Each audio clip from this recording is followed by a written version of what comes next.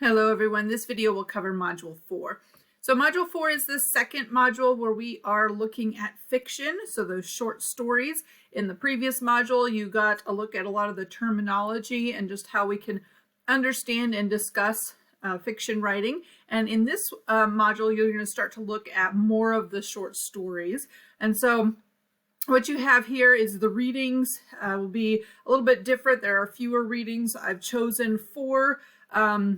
In particular, there's a lot of stories in the textbook, but these are the four that you're going to be tested over. And so I'll do the same thing with poetry. That way you don't feel like you have to read everything in the book and memorize everything in the book. These are the four that you'll have a quiz over, and these are the four that will also be on the exam. So we're going to be when we get to the exam, you'll see kind of the format, but basically roughly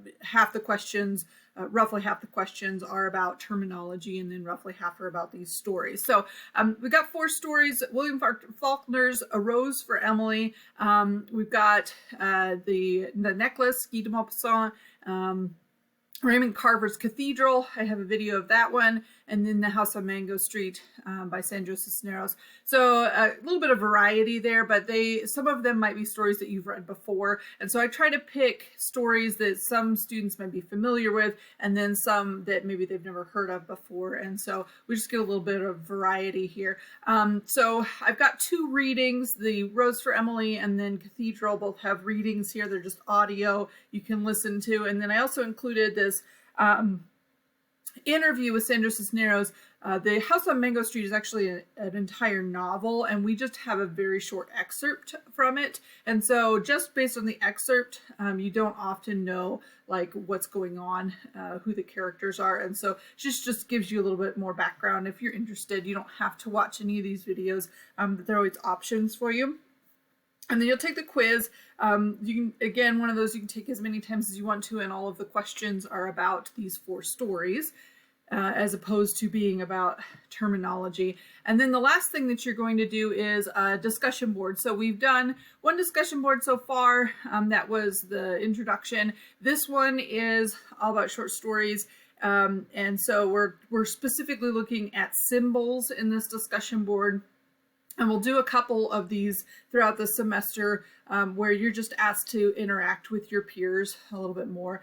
The idea is that everybody is going to choose two stories from the textbook, preferably ones that haven't been assigned yet. So that would be not the four that I just mentioned, and not the ones from the introduction chapter, for the introduction to short story chapter. I want you to be looking at other stories within. There's a ton of stories. If you look through the table of contents, we've got a bunch of different options for you that you can look at, and your main goal is to be looking for symbols. It's a little bit, it might feel a little bit like a symbol hunt, but the idea is that there should be plenty of different examples of symbols. Almost anything in a story can be a symbol, but not everything is a symbol. And so it really depends on the context of the story. Those of you having trouble, you may want to just look at the chapter titled Symbol, chapter 25, because you know that all of those examples in there are going to have good examples of symbols. But there are so many other stories in here that would be good to use. And so you definitely can, I think that was the chapter. Sorry, chapter 7 is the chapter on symbols for fiction. Starts on page 234. And so there's lots of different stories to choose from, and really you're just kind of going through basic summary of the plot and a list of at least 3 symbols and what they mean. And then what you're going to do in your responses to your peers is either agree or disagree with their symbol meaning. A lot of times it's not necessarily like they're right or wrong. It's more like maybe they didn't interpret it far enough. And so you know, they just say that, well, there's a rocking chair and it symbolizes motherhood, but you want to talk about that further and discuss, how the character wanted to be a mother or couldn't be a mother or something like that, because it's an abandoned rocking chair. So you might go a little bit further. And then another symbol that your peer or another commenter did not include.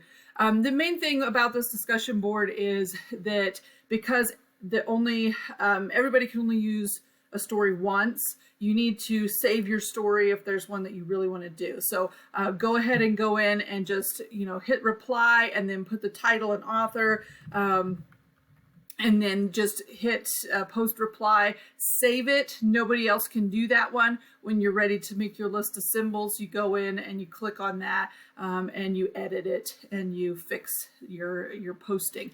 Now, the thing is, though, you have to remember to go back in and do that, because as soon as you make a post, it's going to check it off your to-do list for Canvas. And so don't forget that you need to go in there and actually finish your I'm going to delete my post.